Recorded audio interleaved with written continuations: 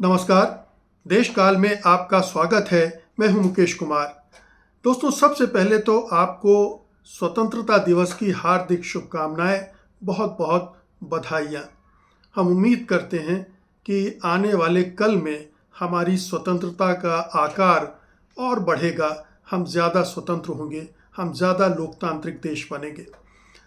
हम सबको एक दूसरे को बधाई देते हुए ये संदेश भी देते रहना चाहिए। अब आगे बढ़ते हैं। चूंकि आज 15 अगस्त है तो एक मौका है जब हमें जायज़ा लेना चाहिए कि हम सचमुच में कितने आज़ाद हैं। हमारी आज़ादी का जो आकार है बढ़ रहा है या सिकुड़ रहा है। लाल किले से तो बड़े बड़े दावे किए जाते हैं हर साल, हम आज़ाद मुल्क हैं, इंडिया जो है मदर ऑफ ऑल डेमोक्रेसी है, वगैरह वगैरह। संविधान के बारे में, बाबा साहब के बारे में तमाम तरह की बातें आपको लाल किले से सुनने को मिलती रही हैं और आगे भी मिलेंगी। लेकिन सच्चाई क्या है? क्या सचमुच में हमारी स्वतंत्रता सुरक्षित है? और क्या वो सचमुच में हम आज अपने आप को उतना स्वतंत्र मान सकते हैं जितना 2014 के पहले था? मैं 2014 की एक कट ऑफ डेट ले रहा हूँ। वहाँ से 12 साल हो गए हैं। इन 12 सालों में हमारे देश में लोकतंत्र और स्वतंत्रता दोनों की क्या स्थिति है? मोदी राज में ये कितनी फली फूली है या कितनी कोमला गई है? ये दोनों चीज़ें देखने की ज़रूरत है। ज़रूरत इसलिए है कि अगर आज भी हम नहीं सोचते हैं तो आने वाले कल में और भी बड़ी मुश्किलें खड़ी हो सकती हैं और भी ज़्यादा हमें चुनौतियों का सामना करना पड़ सकता है। हमारी स्वतंत्रता को और भी ज़्यादा कम किया जा सकता है, उस पर अंकुश लगाया जा सकता है और लोकतंत्र भी बाधित हो सकता है। तो मेरे सामने कई आंकड़े हैं, कई रिपोर्ट्स हैं जिन पर मैं एक के बाद एक आ रहा हूँ।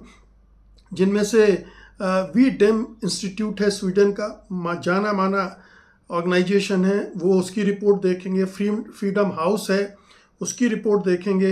इकोनॉमिस्ट इंटेलिजेंस यूनिट EIU का डेमोक्रेसी इंडेक्स है, वो भी देखेंगे। लेकिन सिर्फ आंकड़े और रिपोर्ट्स के निष्कर्ष बताऊंगा। कोई मैं किसी पर अटैक करने के मूड में नहीं हूँ। आज स्वतंत्रता दिवस है, लेकिन अपने आप चीज़ें आपको स्पष्ट होती जाएंगी कि आंकड़े क्या कह रहे हैं। आंकड़ों के हिसाब से आप चीज़ों को एनालाइज कर सकते हैं। आंकड़े खुद बोलते हैं, ये हम सब जानते हैं। तो आंकड़ों के हिसाब से चलते हैं। तो सबसे पहले देखते हैं कि हमारे यहाँ जो लोकतंत्र की जो धुरी होती है, चुनाव, उसकी क्या स्थिति है और उस आधार पर जो पूरा सिस्टम बनता है जिसको इलेक्टोरल डेमोक्रेसी कहते हैं, वो कितना समृद्ध है या कितना घट बढ़ रहा है। तो वी डेम इंस्टीट्यूट है, इलेक्टोरल ऑटोक्रेसी भारत में आ चुकी है, ये उसका कथन है। मतलब देश में चुनाव होते हैं, वोट डाले जाते हैं, सरकार बदल जाती है, लेकिन चुनाव के अलावा बाकी चीज़ें बहुत कमज़ोर हो जाती हैं। तब इलेक्टोरल ऑटोक्रेसी आ जाती है किसी मुल्क में। भारत के बारे में वी डेम इंस्टीट्यूट कहता है कि भारत में अब डेमोक्रेसी नहीं है, इलेक्टोरल डेमोक्रेसी। मतलब चुनाव भर हो रहे हैं और आप जानते हैं कि अब चुनाव भी कैसे हो रहे हैं, कैसे करवाए जा रहे हैं, SIR कैसे करवाई जा रही है। तो उस पर भी प्रश्न चिन्ह लगेगा। आने वाले समय में जो रिपोर्ट्स आएंगी वो उस तरफ भी जाएंगी। तो इसमें 4-5 चीज़ें इलेक्टोरल ऑटोक्रेसी में आती हैं। जब मीडिया पर दबाव होता है, हम सब जानते हैं कि पूरा गोदी मीडिया तब्दील हो चुका है, सरकार की मुट्ठी में है। अभिव्यक्ति की स्वतंत्रता बहुत सीमित हो गई है, कोई भी आलोचना बर्दाश्त नहीं होती सरकार की। हमारे वीडियोस डाउन करवा दिए, टेक डाउन हो जाते हैं, पोस्ट टेक डाउन होती हैं। एक्स को, अभी मेटा को धमकाया गया। ये सिलसिला लगातार चल रहा है मीडिया के साथ में। फिर नागरिक समाज और विपक्ष का पर कार्रवाई। आपने कॉकरोच आंदोलन के दौरान देखा कि जंतर मंतर पर किस तरह से, किस बर्बरता के साथ उनके खिलाफ कार्रवाई हुई। इसी तरह से विपक्ष को लगातार एजेंसियों के जरिए डराया धमकाया, तोड़ा गया, सरकारें तोड़ी गिराई गई, बनाई गई, ये सब चल रहा है। और न्यायपालिका और चुनाव आयोग की स्वतंत्रता पर सवाल तो हजारों हजार खड़े हो गए हैं। कोई भी इस देश में मेरे ख्याल से 1% लोग भी ऐसे नहीं होंगे जो मानते होंगे कि हमारे देश की जुडिशरी फ्री है, हमारा चुनाव आयोग स्वतंत्र है। तो इन 4 पैरामीटरों पर ही तय हो जाता है कि आपका देश किस कैटेगरी में आता है। यानी चुनाव तो हैं लेकिन सही मायनों में लोकतंत्र नहीं है। अब हम आते हैं वीडेम की रिपोर्ट पर। तो वीडेम के अनुसार भारत 2017-18 के आसपास ही इलेक्टोरल ऑटोक्रेसी बन गया था। 2017-18 में ही बन गया था, मतलब मोदी जी आते ही 3-4 सालों में उन्होंने भारत का जो डेमोक्रेसी है उसको इलेक्टोरल डेमोक्रेसी से इलेक्टोरल ऑटोक्रेसी में लाने में कामयाबी हासिल कर ली।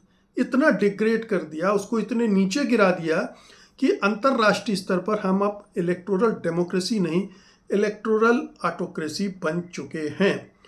अब एक दूसरा वर्ड लीजिए जो आज 15 अगस्त के बिल्कुल जुड़ता है, और वो है हमारी स्वतंत्रता का, कि हमारी स्वतंत्रता कितनी है, किस पैमाने पर है, कम हो रही है या ज़्यादा हो रही है। तो अब भारत पूर्ण स्वतंत्र देश नहीं है। अंतर्राष्ट्रीय मानकों पर भारत अब पूर्ण स्वतंत्र देश नहीं है, वो पार्टली फ्री है, आंशिक रूप से स्वतंत्र है। ये फ्रीडम हाउस का शब्द है।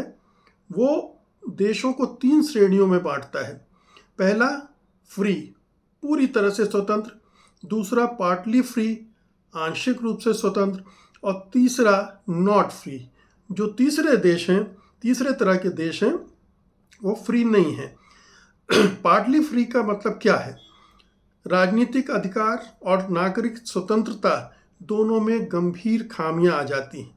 चुनाव होते हैं लेकिन बहुत सारे हमारे अधिकार सीमित कर दिए जाते हैं। मसलन आप उमर खालिद को ले लीजिए, इतने सालों से जेल में बंद हैं, उसके जो फंडामेंटल राइट्स हैं उसका भी सम्मान नहीं हो रहा है, सुप्रीम कोर्ट तक नहीं कर रहा है।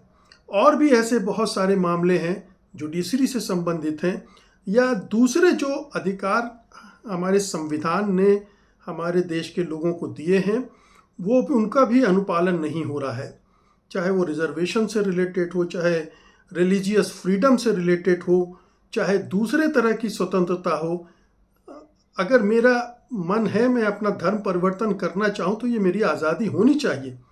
लेकिन ये जो तमाम धर्मांतरण के बिल के ज़रिए रुकावटें की जा रही हैं, वो भी एक तरह की फ्रीडम पर हमला है।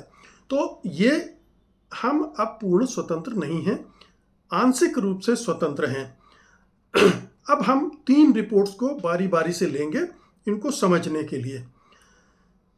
पहले लेते हैं वीडेम की लिबरल डेमोक्रेसी इंडेक्स। ये 0 से 1 स्केल होता है इसका। 2014 के 13-14 के आसपास भारत का स्कोर 0.50 से ऊपर था। ध्यान रखिएगा, 0.50 से ऊपर था। लेकिन ऑटोक्राइजेशन की प्रोसेस इतनी तेज हुई 2014 के बाद कि 2017-19 में भारत इलेक्टोरल ऑटोक्रेसी घोषित हो गया, और जो 2023-24 में जो स्कोर 0.50 था वो गिरकर 0.28 से 0.29 हो गया, और रैंक जो है वो 100 से 104 के आसपास आ गई। अब आप समझिए कितनी गिरावट हुई है। एक झटके में लगभग आधा हो गया हमारा जो इंडेक्स में स्कोर होता था, लगभग आधा हो गया। और 2025-26 की रिपोर्ट में भी और भी गिरावट हुई, उसके बाद भी गिरावट हुई, 0.26 हो गया और रैंक 105 के पास पहुंच गई। तो 12 सालों में स्कोर लगभग आधा हो गया है। वीडेम कहता है कि भारत दुनिया के सबसे बड़े ऑटोक्रेटाइजिंग देशों में शामिल है, मतलब सबसे ज़्यादा तेजी से यहाँ ऑटोक्रेटाइजेशन हो रहा है। एक तरह की निरंकुशता, एक तरह की तानाशाही बढ़ती जा रही है, ये वीडेम की रिपोर्ट कहती है। अब आइए फ्रीडम हाउस की रिपोर्ट को देखते हैं। 2014 में भारत का स्कोर लगभग 77 था और वो फ्री की श्रेणी में था। 2020-21 में रिपोर्ट में वो डाउनग्रेड होकर पार्टली फ्री हो गया। 2025 में रिपोर्ट आई और वो उसका स्कोर 77 से गिरकर 63 हो गया। 2026 में वो और गिरी और 62 पर पहुंच गई, मतलब 77 से 62। 2005 से कुल 14 अंकों की गिरावट आई, लेकिन 2014 के बाद जो गिरावट आई है वो है करीब 13-14 अंकों की। तो इसी दौरान आई। 2005 से 1 या 2 पॉइंट की गिरावट आई थी, लेकिन 2014 के बाद से आप देखिए ये भयानक गिरावट हुई है। पॉलिटिकल राइट्स कमज़ोर हुए हैं, सिविल लिबर्टीज़ पर बड़ा झटका लगा है। अब आइए EIU डेमोक्रेसी इंडेक्स पर। 2014 में भारत का स्कोर 7.92 था, यानी लगभग 8 के आसपास था और वो उस समय तक का सबसे ऊंचा था। रैंक 27 के आसपास थी। 2020 में उसका स्कोर गिरकर 6.61 पर पहुंच गया। फिर 2024 में थोड़ा सा सुधरा 7.29 में, चूंकि इलेक्शन वगैरह हुए थे और एक जो सरकार का नियंत्रण था, ऐसा लग रहा अब कम हो जाएगा, तो एक उम्मीद जागी थी, उससे थोड़ा परिवर्तन आया था। लेकिन 2025 में फिर गिरकर वो 6.96 पर आ गया, यानी 2014 में 7.92 था और 2025 में 6.96 हो गया। तो 1 परसेंटेज पॉइंट से ज़्यादा की गिरावट हुई और ये बताता है कि 2014 जो था वो एक ऐसा टर्निंग पॉइंट है जहां से भारत में ये गिरावट तेजी से होती गई। 2025 में भारत दुनिया की सबसे बड़ी गिरावट वाले देशों में शामिल था। 0.33 अंक की गिरावट हुई। ये बहुत बड़ी गिरावट है और लगातार गिर रही है। तो कुल मिलाकर क्या सारी रिपोर्ट्स बता रही हैं कि मीडिया की स्वतंत्रता में कमी आई है, पत्रकारों पर दबाव बढ़ते जा रहे हैं, अभिव्यक्ति की स्वतंत्रता को पर हमले हो रहे हैं, सीमित हो रही है वो, नागरिक समाज और NGOs पर लगातार कार्रवाइयाँ हो रही हैं, विपक्षी नेताओं पर जांच एजेंसियों का इस्तेमाल हो रहा है, अल्पसंख्यकों खासकर मुसलमानों के खिलाफ भेदभाव और हिंसा में लगातार बढ़ोतरी हो रही है, चुनाव आयोग और न्यायपालिका की स्वतंत्रता पर लगातार सवाल उठ रहे हैं, नए कानून जो हिरासत और अभिव्यक्ति को नियंत्रित करते हैं, ऐसे कानून बनाए जा रहे हैं। तो वीडेन साफ तौर पर कहता है कि बीजेपी की हिंदू राष्ट्रवादी राजनीति और एंटी प्लूरलिस्ट यानी बहुत्ववाद के विरोध का जो उसका रुख है वो इस प्रक्रिया को तेज कर रहा है, पूरे डेमोक्रेसी को और फ्रीडम को नीचे लाने में। तो ये पूरी तस्वीर है हमारे आज़ादी की और हमारे लोकतंत्र की। ऐसे में अगर कोई लाल किले पर चढ़कर बड़ी बड़ी बातें करता है, बड़े बड़े झूठ बोलता है, बड़े बड़े आश्वासन फेंकता है, जुमले उड़ाता है, तो हम क्या कहें? ये देश को मूर्ख बनाना हुआ, देश को बेवकूफ़ बनाना हुआ, देश को गुमराह करना हुआ। इसलिए ये बहुत ज़रूरी है कि आज स्वतंत्रता दिवस के मौके पर हम अपनी स्वतंत्रता पर गंभीरता से सोचें और ये जो झूठ का मायाजाल चारों तरफ फैलाया जा रहा है, तिरंगा यात्रा, वंदे मातरम, ये जो राष्ट्रवाद, नकली राष्ट्रवाद, फर्जी राष्ट्रवाद दिखाया जा रहा है, ये दिखाने के लिए हम ही सच्चे राष्ट्रवादी हैं, जबकि इनसे ज़्यादा राष्ट्र विरोधी तो कभी कोई हुआ ही नहीं।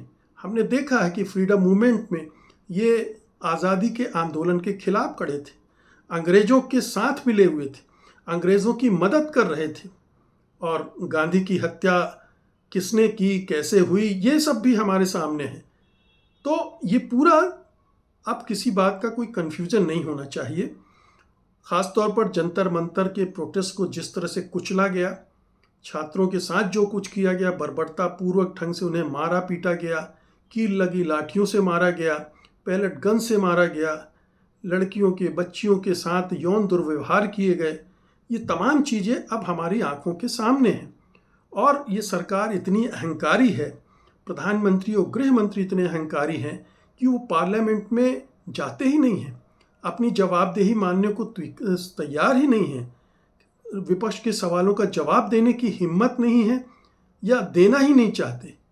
तो इलेक्टोरल डेमोक्रेसी और इलेक्टोरल ऑटोक्रेसी तक तो हम पहुंच गए, इलेक्टोरल ऑटोक्रेसी। अब किस दिन ये उससे भी नीचे वाले पायदान पे आ जाएगा और किस दिन भी ये जो देश स्वतंत्र नहीं है उनकी सूची में आ जाएगा, हम कह नहीं सकते हैं।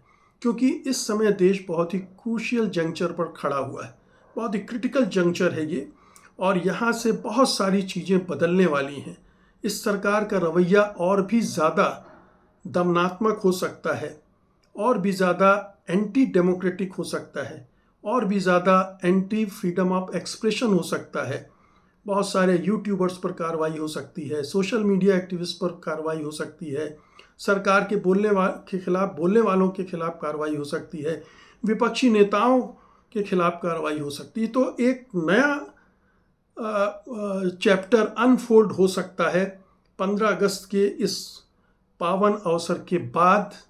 एक अंधेरी रात की शुरुआत भी हो सकती है, या फिर अगर कॉकरोच जगह जगह से निकल रहे हैं, खड़े हो रहे हैं, छोटे छोटे स्कूलों से भी, तो ये एक नई स्वतंत्रता का आंदोलन भी हो सकता है। बहुत बहुत शुक्रिया आपका, धन्यवाद, नमस्कार।